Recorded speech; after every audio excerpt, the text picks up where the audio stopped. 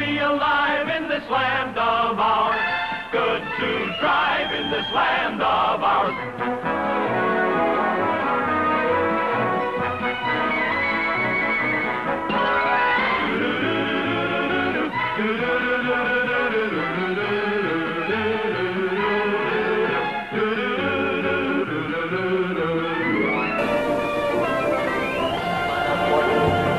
Hello, Canada hockey fans in the United States. The Hockey Time Machine.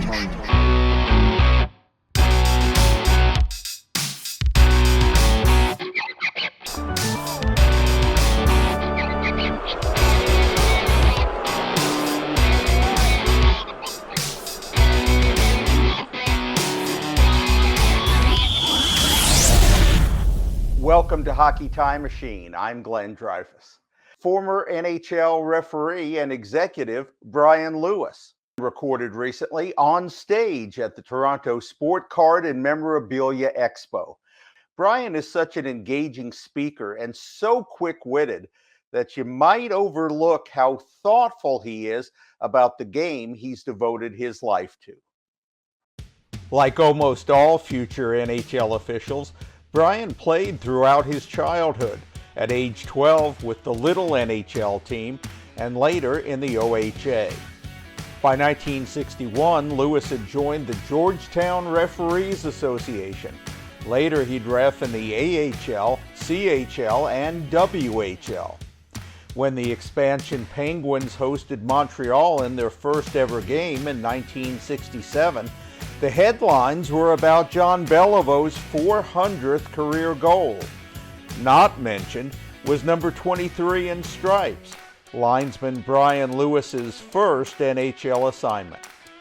Bryan did get his name in the papers in 1973 when he was punched by Flyers defenseman Barry Ashby. And when Tiger Williams swung his stick at Dennis Ochar, Lewis was there and in court too. He did his part to try to rein in the Broad Street bullies in the 1970s, and overall, Bryan earned the assignment to an All-Star game, 30 NHL playoff games, and 4 different Stanley Cup finals. At the Montreal Forum in 1986, Patrick Waugh posted his first career shutout, and this time, Bryan Lewis was included in the game story for working his 1,000th career NHL game. Lewis hung up his whistle later that year, only to become director of officiating in 1989, a post he would hold for 11 years. Since then, Bryan has been referee-in-chief for the Central Hockey League and Ontario University Athletics, and he's been elected to the Halton Hills, Ontario Town Council for 4 terms and counting.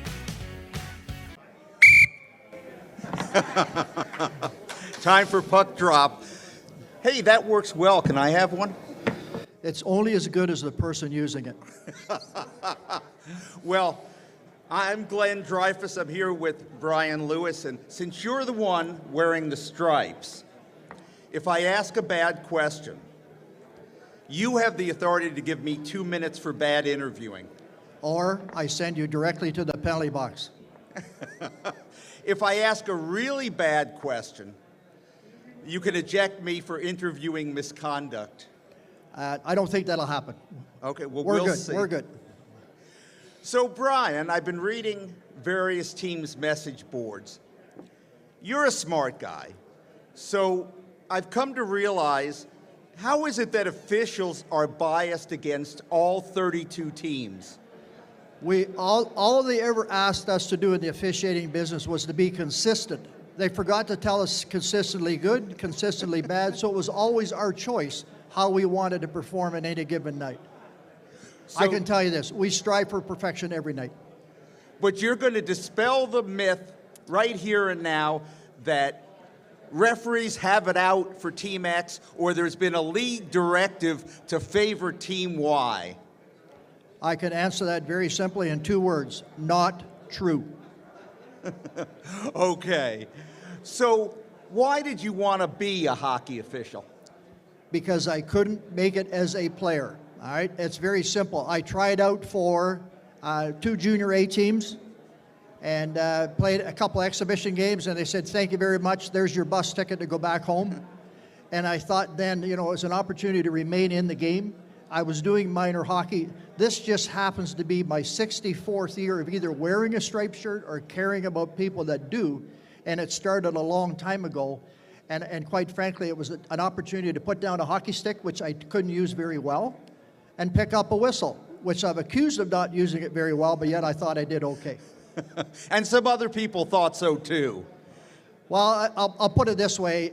You can't be around for more than 1,000 games and be absolutely bad. And all I would say on a positive note, it's surprising how good you are when you're gone. And how much did a sense of humor help you over those 1,000 games? Well, when you're stuck in an airport overnight, that wasn't humorous. When you have a fire in your hotel overnight, that's not humorous. But when I think of all the people that I've met, all the countries that I've been to, you get on an airplane today and you start to circle all the places on the map that you've been to as a result of hockey. I run out of ink. And so it's a great opportunity. And I would simply say to anybody that's of age, if you have a desire to remain in the game, you don't have to be a coach, you don't have to be a trainer. Perhaps you can wear this ugly striped shirt and take up another profession. Not everybody can make this work, but it looks good on you. Well, I'll put it this way. Scotty Morrison would phone us and tell us, okay, you've got to get into shape. And I can tell you a couple stories. I live in the country, and I think my footprints running up and down the 6th line are still on the side of the road from trying to get into shape. And it's surprising how well a green garbage bag looks when you cut it all out, you put it on, you tie it real tight. And it's not a fashion statement, but it worked. So that gives you an opportunity to run up. My daughter one time ran at a track meet at Etobicoke Centennial Park where we had training camp. And I said, dear, if you look over in the far corner, you're going to see your dad's footprints in the track where I was just pounding around. So getting into shape was a significant part of being ready for a hockey season. It's not just a matter of here's your whistle and a striped shirt and go screw up a hockey game. A little bit more than that. Speaking of your kids, when they found out what you did for a living and they told their friends, what kind of reaction did they get? The best way I could describe this, our son, the only time he ever put on a referee sweater was one, when he was a little wee tiny guy and have a little wee jersey, I put him on for a picture. And the other time he went with some friends to Florida, he got to play golf if he refereed a couple hockey games while he was there, and it's surprising what he would do in order to play golf. Other than that, he's been a commissioner of a minor pro hockey league dealing with officials. I don't know, other than that one case, that he's ever had a striped shirt on. Well, that also means he hasn't spent time behind bars. Yeah, okay. Well, let's just leave that one alone. Okay. Now, there's far more to a referee's day than 3 hours of game time. So if you would, tell me about that typical day span, and I want to break it down in 3 sections. First, does work get done before the officials on a game day get to the arena? Allow me to back up even a little bit more than that, Glenn. My game day would start the night before to make sure I'm getting my rest. We would like to have a nice meal the night before because we thought it was better for us on game day. And then when I would get up in the morning, it would be like have a nice breakfast, go for a walk, and then have a pregame meal about 1 o'clock in the afternoon.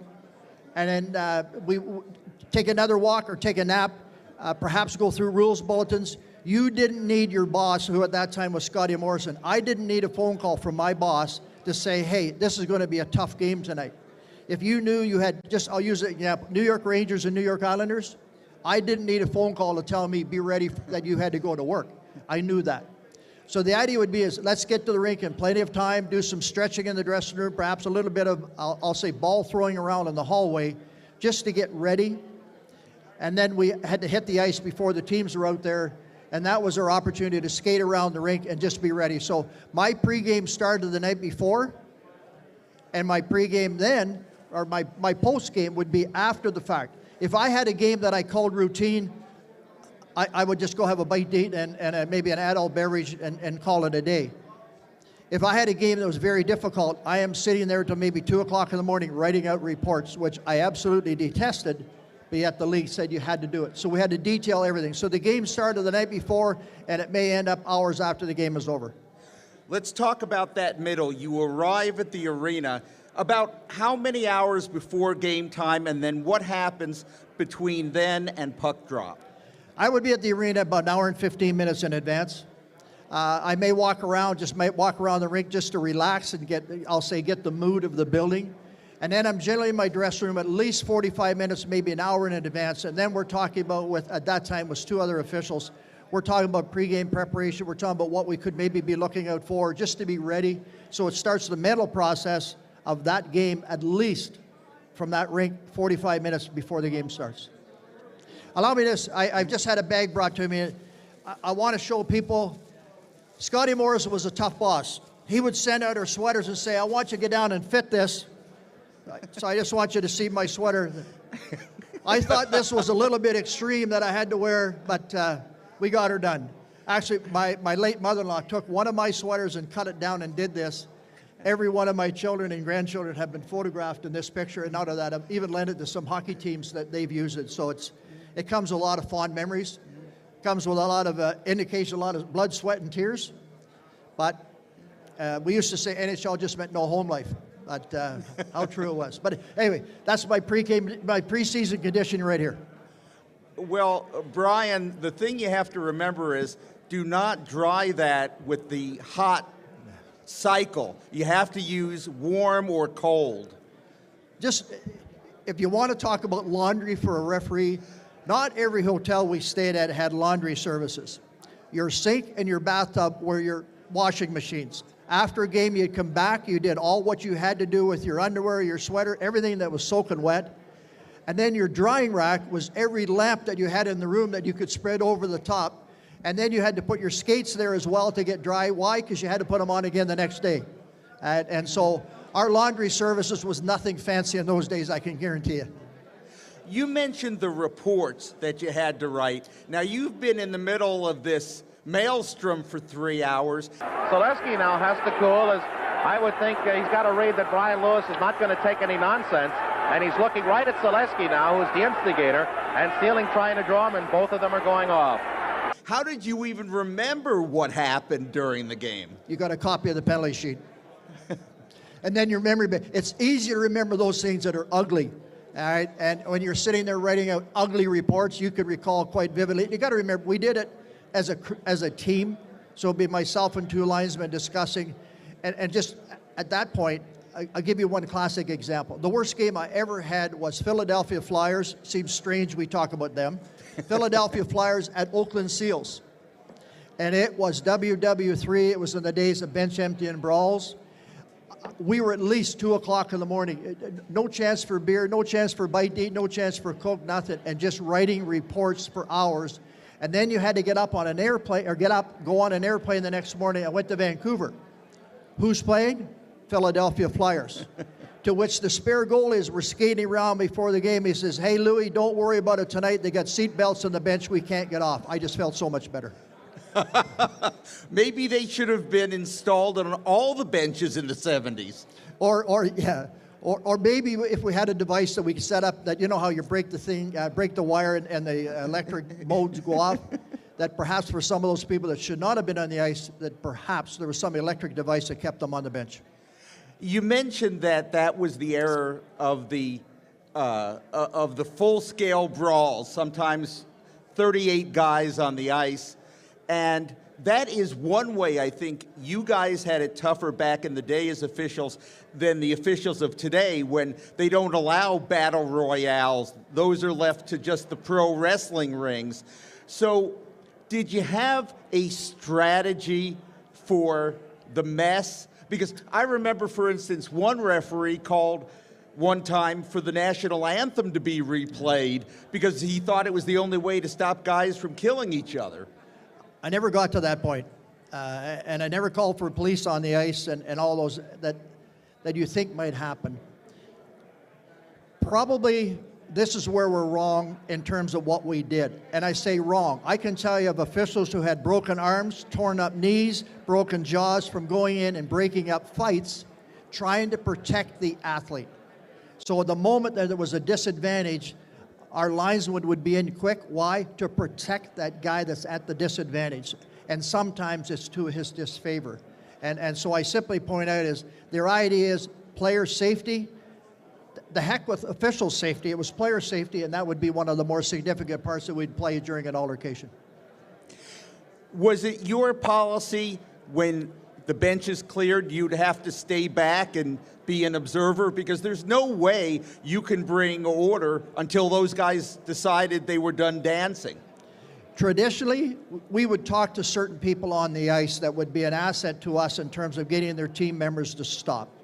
And that was the biggest thing that we had going for us was, you know, you'd skate over to number 16 and say, hey, get these guys to stop, that kind of stuff.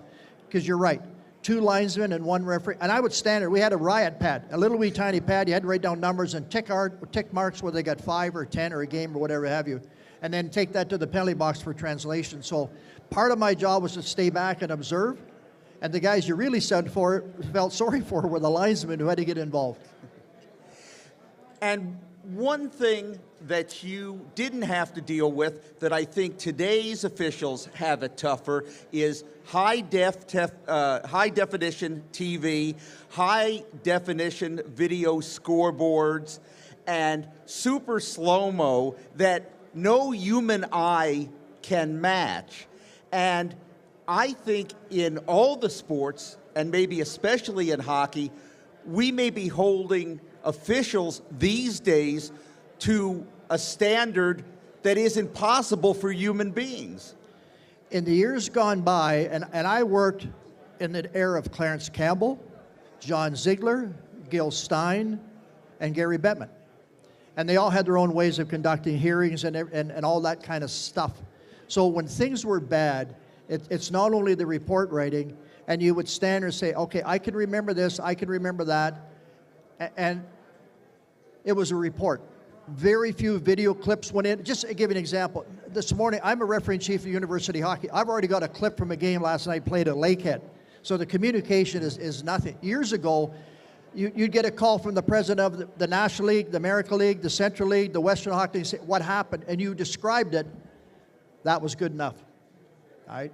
Where today is your question here. I mean, the linesmen are questioned today on plays at the blue line and all that kind of stuff. And I can sit at home and I can be, or in a press box. I've never made a mistake there yet. And it's easy now with the high definition, everything to be able to say, that's right, that's wrong. And I look at it this way. I really get troubled by those close plays at the blue line because of one toe off the ice, where years ago that went as being part of the game. So yes, the high definition is making the job more difficult today, but let's remember on a positive note, I happen to be the referee-in-chief when replays come in and video come in. We used it for certain reasons. And if you thought about it, there was a game one night in Minnesota that was won by Detroit, 1-0 on a puck that went through the net, and it was caught. And our idea was, let's go out of the building as officials with the idea being and knowing we made the right call. Let's go back to your first experience in the NHL, and I believe it was during the last season of just the original 6 teams. No, wasn't it 1966, 67? I started with expansion in 67. Okay, so tell me about what you remember about your first NHL assignment. My first NHL assignment was a linesman, and I hadn't been a linesman in years, and Scotty Morrison told me to referee a preseason game at Brantford, referee the first period to be a linesman in the next 2. And I don't want to say that's how easy we took it. The part that I found most troublesome is I met the referee in Hamilton, and we drove day of the game to Pittsburgh, and I thought, is this what pro people do? I thought we were on airplanes all the time, and that didn't happen. Now, in terms of my first game as a referee, it was in Montreal, in the National Hockey League stand in Montreal, and I am sure that when the anthem was playing, I started at center ice, and probably by the time the anthem was over, I had bounced my way to the blue line because I was so nervous. But I think about it today, when I did my 1,000 game in the Montreal Forum, and when I did my first playoff game in the Montreal Forum, it just happened to be the way it worked out. And for me, I have a plaque at home with 3 pucks on it, and they all say the same thing, Montreal Canadiens. Now, you worked many Stanley Cup Finals games, many playoff games. Did you get up for that differently than regular season games like the players do? Absolutely, yes. And part of it is because of the pressure put on the players, there's also pressure put on us as officials. Now, Bryan Lewis also is under pressure, and he said, I'm sure the players realize the importance of a seventh game. I'm hoping that they will be able to decide the outcome on the ice and not resort to taking a lot of penalties. He worked the first game of the series, and he is the referee for this deciding seventh game. And we don't want marginal penalties, and we do everything we can to make the right call and all that kind of stuff. So absolutely, was the pressure there? No question. Some of the easiest games to referee in the playoffs would be Game 7, because nobody did anything stupid. They wanted to play hockey. So sometimes when you got that assignment for Game 7, it was like, okay, these guys are playing tonight. The biggest thing was to recognize the fact that players are playing and let them play. Now tell me about your last NHL game. My last hockey game, and I'm sure here for the diehard fans, you will recall this very vividly. Do you remember the night that Steve Smith shot the puck from the corner in the playoffs with Calgary and it hit Grant Fuhr in the foot, I think it was, and went into the net? That was my last hockey game. And why I remember, I tore up my knee and I tried to do, I went to New York for my next assignment and I could not skate. I could skate straight ahead, I couldn't turn. And then I come off the ice then and I became a supervisor for 3 years, then I became the referee chief after that. Referee Bryan Lewis got hurt in the Edmonton zone. He went down quite heavily, and Riseborough is talking with him right now. Keep an eye as Coffey collides with Lewis, and he goes down. If anything, I made a mistake after that game. I thought, okay, I'm on an airplane, I'm going to go home, I'll put some ice on it on the airplane overnight, and should have got medical attention immediately, and I think I paid a significant price for that. How many times in your career did you suffer silently through aches and pains that a mere mortal would have been laid up? As I near, the most significant one I could, I mean, if a hockey player yelled at you, get out of the way, you know, you did, I'll guarantee you, I would invite the guy in the room to take a look at the bruise that this thing would leave on my leg. All right? So now you'd say is, okay, as I'm getting towards my 1,000 game, and it was the only time my mother ever saw me referee live. My family went to Montreal. We were ready to go for that game.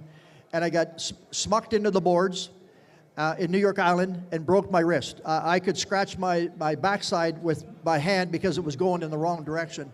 That set me back about 3 weeks. We got a temporary cast on and we picked up after the fact. That's the most significant thing I can think of. I did have the final game that I worked, I had a collision with players, tore up my knee. I had surgery after that. So I've had a broken wrist, surgery, the cuts and the bruises. I can't count them. You joked, but not really, that NHL was no home life. But what is it like for all those years to have no home games? The toughest part about the officiating industry is to get and pack your bag, say goodbye to your wife and kids, and say I'll be home in 10 days or I'll be home in 2 weeks. And at one time I left home February the 2nd, I got home March the 3rd. I thought that seemed like a long road trip. And to this day I still talk to Scotty Morrison. He says he didn't do that to me. And then, so the toughest part is leaving your house. Because you can have the fridge quits, the car breaks down, whatever. I was so fortunate coming out of a small town of Georgetown that my brother was my repairman. My brother did so much stuff for me when I'm away. Here's the irony. Today, they have just hooked up a generator to my house for power failures. And I would say this, for 35 years and umpteen years ago, that should have been there then to help my wife, and now it's there to help me. That just doesn't seem right. But I had a circle of friends in a small town that just made it so much easier that when I left, I knew my wife and my kids were well looked after. And yes, I was on the road when my father passed away. And yes, you're on the road when some significant things happen. I did make it home in March when my son was born. But there's other events that you miss that your family goes through without you. And I commend, we've been married 54 years. And I'm taking my wife out to supper tonight finally to say thank you. That's about time. Well, I said we don't want to rush into these, shows of gratefulness, because she just keeps putting the red up on me. Talk about talking on the ice. Were you one of the more talkative or less talkative officials when it came to the players during the game? And was it important to you? Would it help you out ultimately to develop relationships with players? I don't think today is any different than when I was on the ice.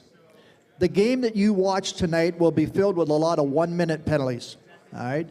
And where I'm going here is to simply say is a really good referee would recognize the fact that's only 1 minute. A referee that maybe hasn't got enough experience, maybe it's bad judgment, maybe it's bad positioning, puts his arm in the air, calls a penalty that everybody says is marginal or poor quality, and the other team scores the winning goal on a power play. We do everything we can to avoid that. And even now as a referee in chief, that's one of the things I talk about. Stay away from marginal penalties. They do more to disrupt than they ever do to control.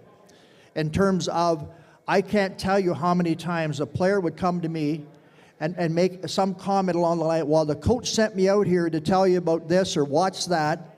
He says, we can't stand the coach either, don't give us a bench penalty. And then we talk about where are you going afterwards and all that kind of stuff. So you end up standing there with your hand over your mouth so people can't see you laughing at home. And the coach can't see you laughing. I would say this, 3/4 of the conversation I'd have with players would be friendly. And the other 1/4 I would have with players that I would say, can you say 3 words without one of them being profane? But I respected that. I mean, you got to understand here, this is a game for athletes. The heat of the moment has you doing and saying certain things, and it's amazing how you can lace up a pair of skates and it really screws up what's underneath your helmet. Did you ever, or how many times during your career, after a game, did you have a player or a coach come up to you who had given you hell on the ice to say, I looked at the replay and you were right? I can give you the number. Seldom. On turn that cycle around here, I can give you the story of only once. It was a Pittsburgh player. It was a rookie that made any comment to me after the game, and I will guarantee you that his teammates shut him up very, very, very fast. And I think from that standpoint is I respected the athlete for being a really good athlete, and I think for the most part they respected me for being a good official in a tough job. So part of me says I'm pleased to say I can only remember one that I would call bad, but I can remember many that I would call good. And in 1989, as you mentioned, you joined the management ranks. What was that transition like? I didn't want it. Scotty Morrison came to my home and sat there with my wife and I trying to convince me to come on board and help John McCauley, who was the referee-in-chief, and John and I lived in Georgetown. And I said, Scotty, I want to referee for 3 more years. And his words to me was, I don't guarantee that I have a job for you in 3 years.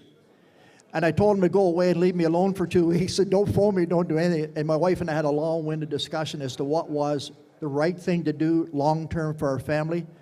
At that point in time, I hung up my skates, put down my whistle, and picked up a pen and started scouting and looking for younger officials to bring in the National Hockey League. And then when John passed away, I became the referee-in-chief. Always the right decision. And I sit here today very proudly saying is I worked for the National Hockey League for 34 years, extremely pleased to have done so, and I would do it again. You mentioned scouting young officials who might make it to the big time, to the show. What is it? What are the qualities that you're looking for? The first thing, I mean, obviously we're going to look at, can you skate? All right, are you a good skater? You have to be able to skate. And in the day of one referee, it was roughly 7.5 miles a night that I skated. And then when we made it a 2-referee system, it dropped to 5.2. So skating is a significant part. And I'm not looking for sympathy for our industry, but you got to recognize the fact, when that game starts, how many times does the player go off for a rest? How many times does the guy in the striped shirts go off for a rest? It's a significant difference. And so I'm saying here, skating is probably the number one. If you can't skate, you're not going to be the right spot to make the right call. The most significant part I look for is when things aren't normal. All right? And that can be a close play at the blue line. One linesman has to go inside the zone. What's the other guy doing? Is he moving up to cover? and then the referee, how do you handle pressure from the bench? So the next part from a refereeing perspective is anybody can go out there and throw the puck down and say bring it back when the game is over. It's when things get a little bit awry and things aren't normal, I'm looking to see is how is the referee reacting and how is he controlling the pressure. Those to me are just a couple significant things. And I haven't exercised that class until even last night at a university game at Laurier University. There was a guy out there and I said to him, how many games have you done in the OUA? He said, 1. I said, well, you've only got 99 more to go to get to 100. Way to go. And then we sat there and spent some time as to never once coached a referee or an official to be bad. You can do that on your own. I've only ever coached a young official to be good. And I spent that as recently as last night talking to 4 guys at the university game. In the American Hockey League, the first wave of female officials have started working. What advice were you to give any, or maybe you already have, would you give to them because they face unique challenges in addition to all the regular ones?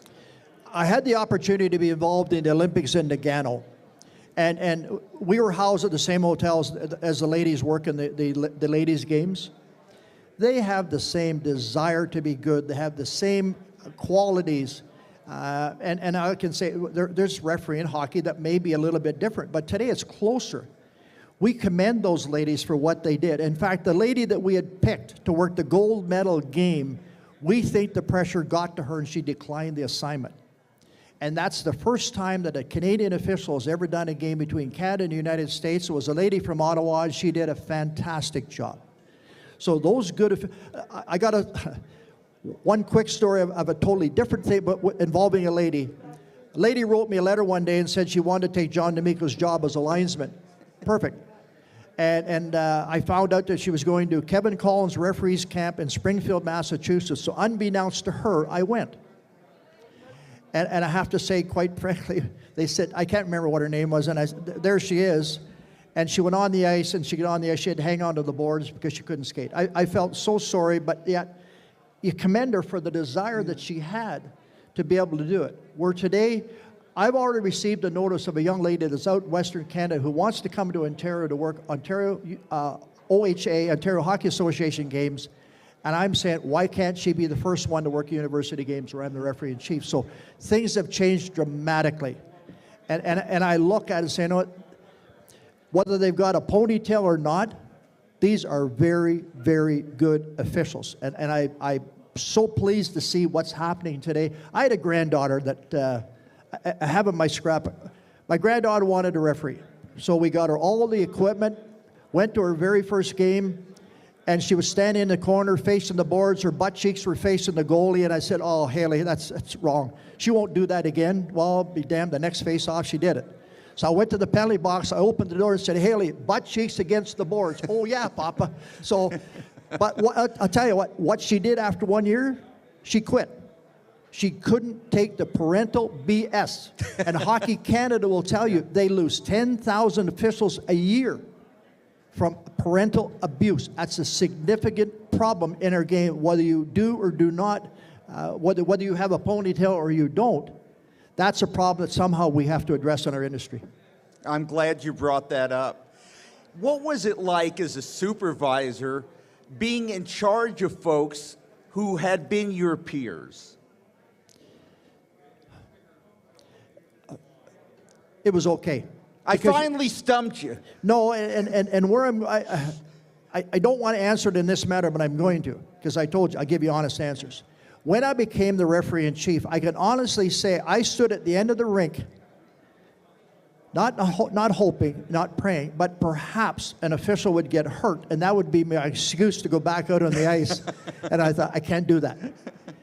But I tell you what, it's the same thing there. We would sit after the game on purpose for a time period to discuss how can we be better the next game. Every official can learn something each game. Those guys are sponges to soak up the information, whether it came from me, John McCauley, Scotty Morrison, whoever. They were great. It was tremendous to be able to work with. The toughest part was to perhaps dismiss a person for a variety of reasons. That was most difficult, and I would call those days the worst days of my life. In 2007, You were named one of the most influential individuals in officiating history by Referee Magazine. Now, two things. Number one, I didn't know there was a Referee Magazine. But number two, why do you think you were included on that list? I paid them.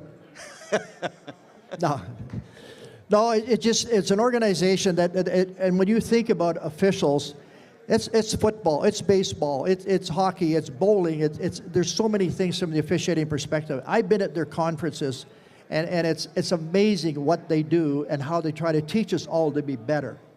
And to me, that was an honor just to be recognized for being good at your profession. And I probably wrote them a thank you note. I would be surprised to read that initially, but still very mindful of what it meant, because nice to be recognized within the officiating industry for having done something positive, because there are many, many, many times we're accused of not, and that's just not fair.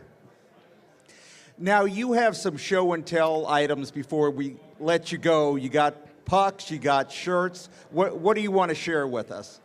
Just a couple of things, and when I walked around today, I'm amazed at what I see and how kind some people have been. My first thing would be is, if anybody here can find a Wayne Babbage hockey card, I'd be more than happy to buy it from you. And I'll tell you why. There's a gentleman over here has supplied me with 3 or 4, another gentleman out there, so they're out there. And I'll tell you why. I'm in the background. My son was at a hockey card show. He bought every Wayne Babbage card. The guy said, why? He says, that's my dad in the background. So my line has always been, they were taking my card picture and Babbage skated in front of me. That's my hockey card. This is a puck the National Hockey was going to try one year. It was brought to us as an experiment. There's little bumps on it. It didn't get any place. The idea was it would go too fast. The bumps would allow it to slide across the ice more. This is a WHA puck. Every game in the WHA started with a blue puck, and it was the same concept as the ABA had a colored basketball, and it's the same guy that designed the WHA. So this is kind of something special. This would be the type of whistle that I would use, and I would tape it all up and that kind of stuff. This year, they're using what's called, by Foxcroft, a call, C-A-U-L. It's a tribute to John McCauley. All right, and this is what they're using this year. The noise is sharper and all of these, and Ron Foxcroft, I've been at Ron Foxcroft warehouse. We tried a whistle that would stop the clock. Many, many, many things have been tried over the years. A device on the goalpost that would detect the puck, whether it was across the line or not. These were just different rule books from years gone by. But then to tell you, this is how thick they are now. And we're supposed to know all of this from the front cover to the back cover. So I just simply put out, it's not, I go back to what I said a while ago, Glenn, it's not just a case of, here's your assignments, Lewis, go screw up a hockey game. No. Allow me just to say this, and we had an idle chat beforehand. The hockey game tonight may start out rough, tough, whatever have you, and I call what are the right penalties. Now we get in the third period and the score is 2-2 or 3-2. I get accused of putting this in my pocket. All I would ever say, please recognize the fact that the players playing in period 3 in a 2-2 hockey game are not doing and taking the same liberties that they did in the first period. Yet I get charged with putting this in my pocket. I have to recognize how the players are playing and act accordingly. Because they're human, you're human, the people watching are human. You shouldn't officiate like a robot. We should never lose the fact. And this is my granddaughter's game, my grandson's game, it doesn't matter. The game is for the players. There's the puck, bring it back when the game is over with. But unfortunately, I have to go to page 22 in here and call a hooking penalty. Why? Because they were bad boys. You mentioned your kids, your grandkids, and you mentioned parents. What kind of hockey parent and hockey grandparent are you? Very simply, understanding. All right? I don't expect miracles of my kids, my grandkids, or anybody else's kids. My son played university hockey. I never sat with the parents because I didn't like the way they acted and reacted. I sat down at the end and appreciated the fact it was a good hockey game. And I was tired of somebody saying, is that the right penalty? Should the face-off be here? I just wanted to sit and enjoy all of the kids on the ice playing. So I didn't get involved. I went to an arena recently to watch a granddaughter play a hockey game. And I'm trying to be polite here. There was a young lady referee in the hockey game that whatever call she made was the right call to make. I listened to a parent up behind me going on and on and on and just expounding off and shooting his face off to all the other parents, saying that what that young girl had done is wrong. That's not fair. And so I don't want to get, and I debated, do I go up and say, here's the Hockey Canada rulebook, look on page 75, down the left-hand side, and the only person that was wrong was the father that thought he was right. Somehow we have to fix that. And I would be so adamant as to say, I can handle the coach on the bench. I got penalties. I can throw him out. I can't get to that dad in the seats. One story, refereeing a little kid's game one day, the little boy went offside. Next thing you know, I look and he's crying. And I said, I thought maybe he hurt himself. He said, I'm embarrassed. That's my dad yelling. If I could get that message to all those parents up there that are not mindful of what they're doing and the damage they're doing. I'm a counselor in my town. I'm embarrassed to tell you people that we just banned a father from the rink until March for being a buffoon and being ignorant and should have been banned. I shouldn't say I'm happy to see him banned, but somehow we have to impress upon. Hockey Canada loses 10,000 officials a year because of parental abuse, and we wonder why games are being canceled. Come on, people. We can do better than that as parents. So it's a long way to answer your question. Says, I don't get involved with the parents. Why? I don't want to be one of those saying, oh yeah, listen to that tape. Because you know what? You as parents get a reputation for being, here comes the blue team in from Cobeconk, and I throw that out there because it always sounds nice.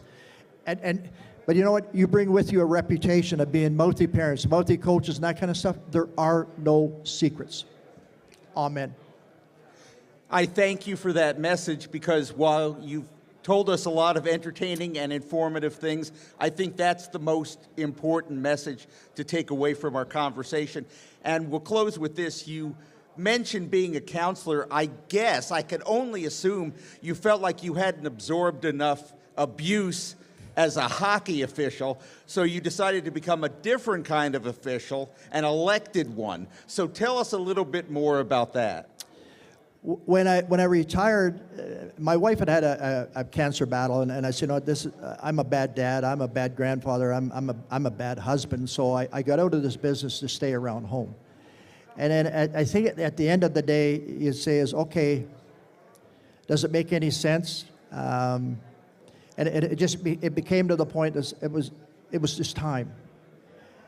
And I have an extremely understanding wife. And so from that standpoint, to say it's tough. As I said before, leaving your house and not coming home for 10 days, 2 weeks, most difficult. And it just got to the point it was enough. It was time to get out. So I just said, and you know what? At the end of the day, I didn't even answer your question, so try it again. That's okay. You go where you want to go, Bryan. No, I mean, the political world, allow me just to say this. Yeah. There are many, many, many times neighborhood disputes. I think I could put this striped shirt on and stand between Mrs. Jones and Mr. Smith and solve a lot of problems. My prior life as an NHL hockey official has absolutely been beneficial in the political world. No question of that. And the silly part is, I may not have a game on a Tuesday, but the political world goes every day. All right, but it's been fun. I'm a small town guy. I live in the country. Just on Tuesday night, I was at a community association meeting, and you sit there amongst friends. Sure, our biggest concern is our home. Our biggest concern is around home environment. I understand that. I put myself in, everybody that's got a concern, I put myself living on that street. But I would say this. It's been a pleasure to serve my community in a manner that I never thought that I would do. And I sit here saying 21 years later, I'm still doing it. And we have an election coming up, and I just have to make up my mind if, like hockey, have you had enough or not? But it's been very worthwhile and very rewarding, and I'm amongst friends. Well, you must be doing something right because they keep re-electing you. Yeah, well, 1 year I was acclaimed, and I'll tell you what, from an acclamation, you don't realize what it is you don't have to do until you don't have to do it, but the rest of the time it's a lot of hard work. What's your wife's name? Boss. I'm sorry, I'm going to need a different answer. Let's put it this way. I have to get in 5 yes deers a day, okay? So the main word is deer. Elaine. Okay, because I want to say, Elaine, thank you. Thank you for sharing Bryan Lewis with all of us for all these years and all these decades. Enjoy your dinner tonight, and I hope Bryan keeps treating you well. And Bryan, thank you for sharing your expertise and your joy about how you've spent your professional life with us. We can't thank you enough. It's my pleasure. You know what? You kind of feel like you're in a dressing room, you're at home with a bunch of hockey people. It's really a nice feeling. It's been my pleasure to be here. Except this smells a little better. You had to bring that up, okay? I told you before, we wash our stuff out, and Sunforge is in a hotel room. Thank you, good. Bryan. My pleasure. How about a round Thank of you. applause for Bryan Lewis? That's it. Excuse me. That's the sound that we're not accustomed to in the officiating business. Can you do me one favor? Just yell, "Boo, Lewis, you're a bum." Lewis, if you had one more eye, you'd be a cyclops. Give me a line I haven't heard, okay? The one and only Bryan Lewis, who is a great friend of this show and a great friend of the game of hockey.